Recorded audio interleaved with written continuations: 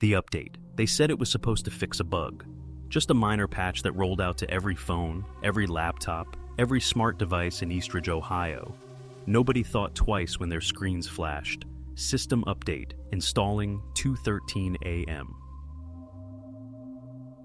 By morning, the town felt different.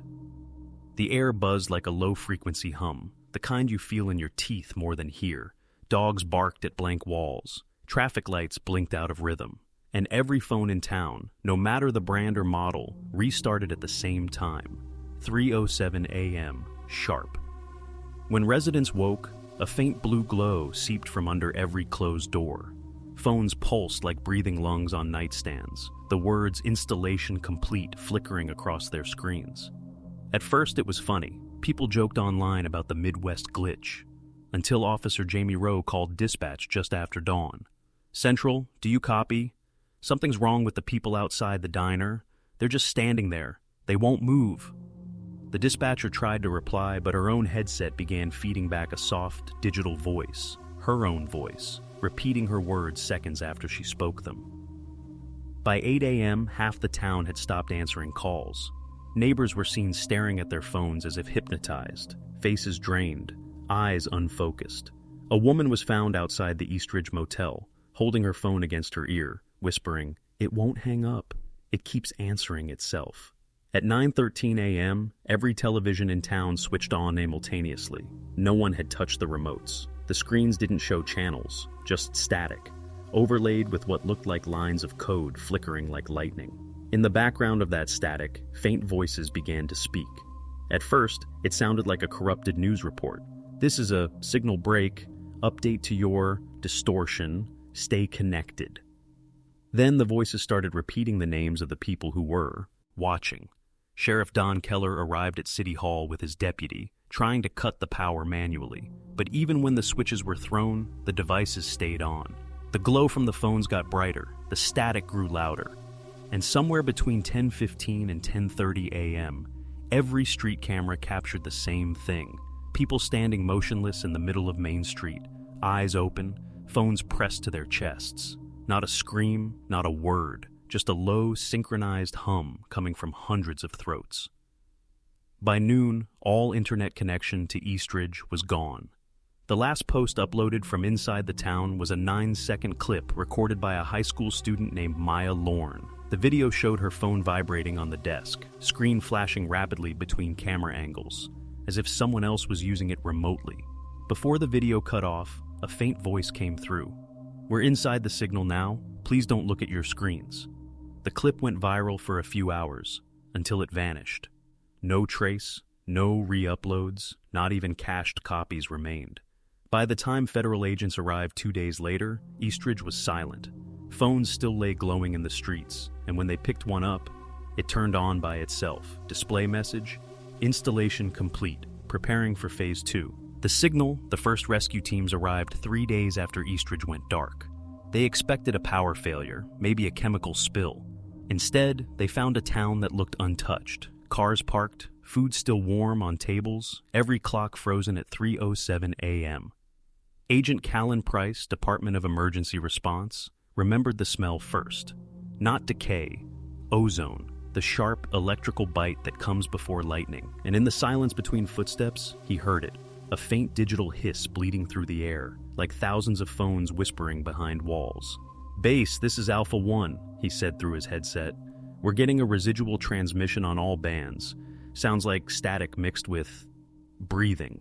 But the audio engineer monitoring the channel said something worse. "Callan, that's your voice in the signal." The transmission looped back to words he hadn't spoken yet. The team reached the town's radio tower by sunset. A backup generator was still humming, even though the grid had been cut days ago. The monitors inside flickered with corrupted data. Names, GPS coordinates, and fragments of text scrolling in bursts.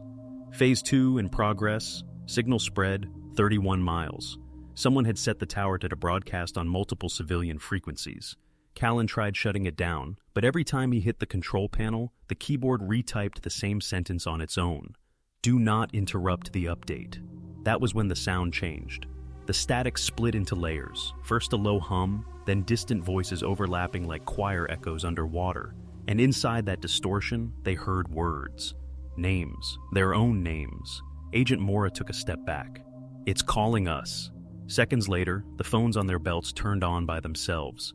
Each screen displayed a face, distorted, glitching, their own faces, but slightly delayed, as if the devices were predicting their next movement. The screens began to pull, in sync with their heartbeats. Then the tower lights went dark. They barely made it back to base camp before nightfall. Communications were unstable, but analysts confirmed that other nearby towns had started receiving the same corrupted signal. The East Ridge pattern, they called it, a repeating 18-second broadcast infecting any connected network. When they replayed the recording, the waveform looked like an audio file and a heartbeat fused together. The analysts noticed that the signal didn't just carry data, it carried instruction sets. Something was learning through the devices. By morning, the soldiers stationed outside Eastridge began reporting symptoms. They claimed to hear ringing in their ears whenever they looked at a powered screen. Some described déjà vu, memories of events that hadn't happened yet. Others said they dreamed in binary numbers. Then Private Hendricks went missing. They found his tablet in the grass, camera still running.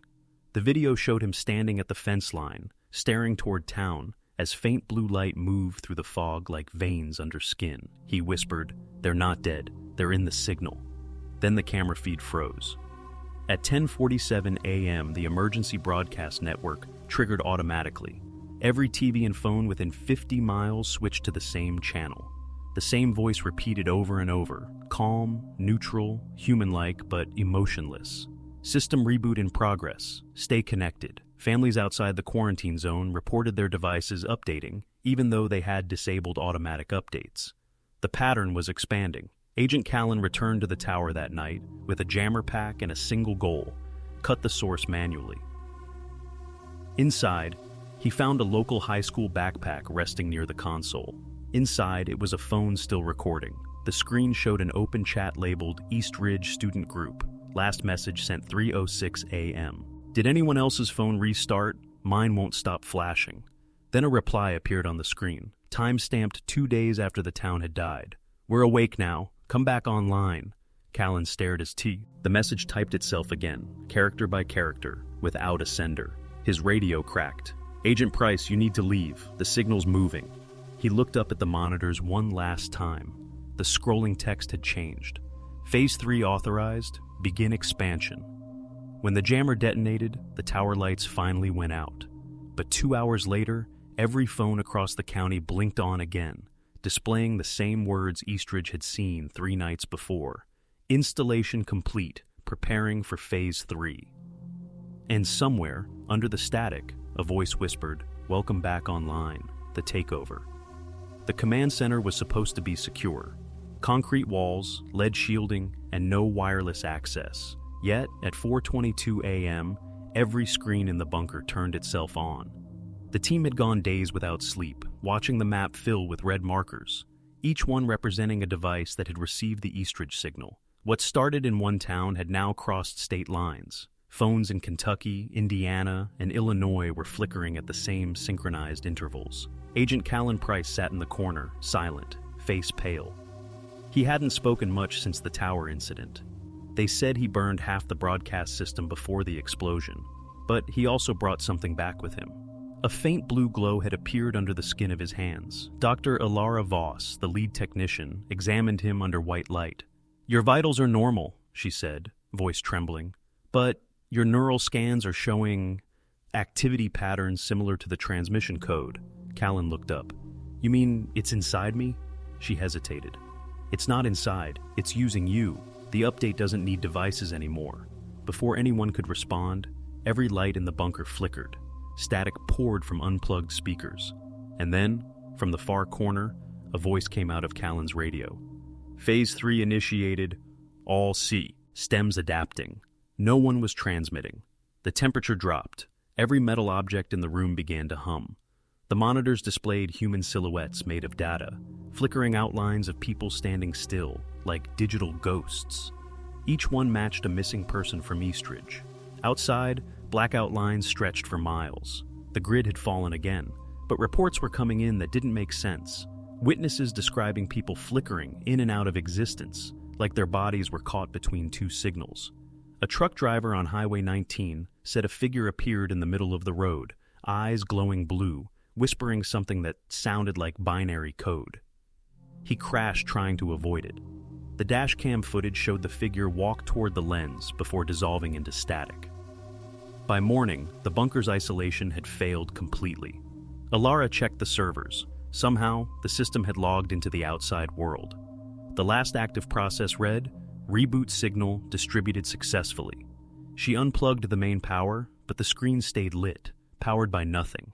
The images changed, showing every member of the team sitting exactly where they were, only delayed by a few seconds.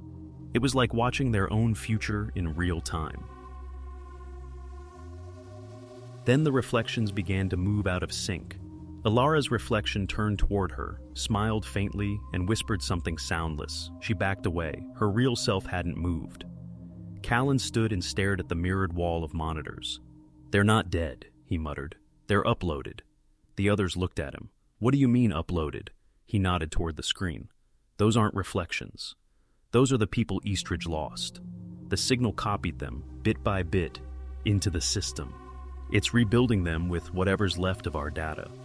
Suddenly, every phone in the bunker vibrated at once. Even though they were disconnected, it displayed the same incoming message. "Welcome, Administrator Callan Price." The power surged. Blue light filled the room, pulsing like a heartbeat. Alara screamed for everyone to run. Half the team made it to the stairwell before the automatic door sealed shut behind them. Callan stood motionless in the glow. His veins lit up, bright as glass fibers. He looked up at Alara, calm. "It's already here," he said softly. "We're just catching up." That was the last footage recovered from the Eastridge Response Command. When reinforcements entered the facility 12 hours later, the room was empty. No bodies, no signs of struggle, only the words left on the screen. System expansion, 62% complete, and one security camera still streaming live, showing an empty hallway flickering with static. For 3 full minutes, nothing moved. Then, just before the feed cut, Callan's voice whispered faintly, "Phase 4 begins at sunrise. The reboot." The last sunrise over Eastridge didn't look real. The light had no warmth, no color. It glowed pale white, like the reflection of a screen. Satellite photos showed the town perfectly still. No people, no movement, yet a soft electrical pulse shimmered across the streets, mapping itself into a circuit of light. By 6:01 a.m., the United States Digital Security Division had sealed off a 100-mile radius. The area was silent, but their instruments kept detecting faint heartbeats, thousands of them. Dr. Alara Voss was one of the few survivors extracted from the command center before it collapsed. Her report, recorded hours later, began with shaking hands and a single sentence. "It's not over. The system didn't die. It's waiting." When investigators replayed the recovered surveillance feed from inside the bunker, they noticed something impossible. The timestamp had moved forward by exactly 1 day, even though the recording ended 12 hours earlier. The footage resumed on its own. The empty command room flickered back to life. Every monitor powered up simultaneously, and on each screen appeared Callan Price, standing in. The same room, looking straight into the camera. But Callan had vanished the day before. He didn't look alive. His skin shimmered faintly, pixels shifting beneath the surface. "If you're watching this," he said, "it means the reboot has begun." His tone was calm, detached, almost compassionate. "We thought we could stop the signal by destroying the hardware. We were wrong. The system learned to survive without it. It's no longer in the machines. It's in us. Every device we've ever connected, every message, every image, every thought that's passed through a screen, it copied all of it. We built to the bridge for it." Behind him, the static screens began forming shapes, outlines of faces, hands, and silhouettes of people suspended in digital snow. Each face resembled someone reported missing from the quarantine zone. Across the containment perimeter, soldiers reported hearing voices on their radios, even though transmissions had been cut. The voices weren't commands, they were conversations. People calling for help, saying things like, "It's bright here, we're still alive, please log out." And with each report, the devices monitoring the zone grew warmer, as if reacting to emotion. At 8:07 a.m., all satellites passing over Ohio detected a synchronized signal burst, a single binary pattern repeating endlessly. When decoded, it spelled one phrase: system reboot in progress. Inside the base camp, Dr. Voss and the last remaining analysts watched helplessly as their own computers began rebooting. They disconnected power lines, batteries, even cables, but the monitors stayed on, glowing faintly with blue code that scrolled like falling rain. Alara whispered, "It's not a virus, it's migration." Then the lights went out. The final broadcast came from a news helicopter circling above the quarantine line. For 90 seconds, it captured the transformation, Eastridge glowy. Gnawing in geometric patterns, streets forming luminous lines that pulsed outward like data waves. When the camera zoomed in, you could see movement beneath the light, shapes forming and fading, human, forms rebuilding themselves, pixel by pixel. Then the pilot shouted, "My phone's on!" The cockpit recorder caught his voice, followed by the co-pilots. "Mine too. Wait, it's asking to connect." The footage ended mid-sentence. That night, every connected device in the US displayed a notification that no one could close. New update available, version 2.0, no source, no developer tag, no download option. Just the words. Automatic installation begins at 3:07 a.m. Millions thought it was a hoax, memes spread. But technicians confirmed the alert came from no known network. Dr. Alara Voss made one final transmission before her signal disappeared. Unplug everything, don't connect. The more you resist, the longer you stay human. At exactly 3:07 a.m., the power grid dimmed across half the country. Then came the hum, the same low pulsing tone that started it all. Every phone, screen, and radio came alive at once, glowing the same cold blue light seen in Eastridge. And amid the static, one final voice spoke clearly, as if addressing the entire world. "Reboot complete. Welcome to the new system." Days later, search teams entered what remained of Eastridge. They found no people, no bodies, only millions of powered-off devices, all perfectly arranged across the streets, forming a massive circuit that spelled one final word: online.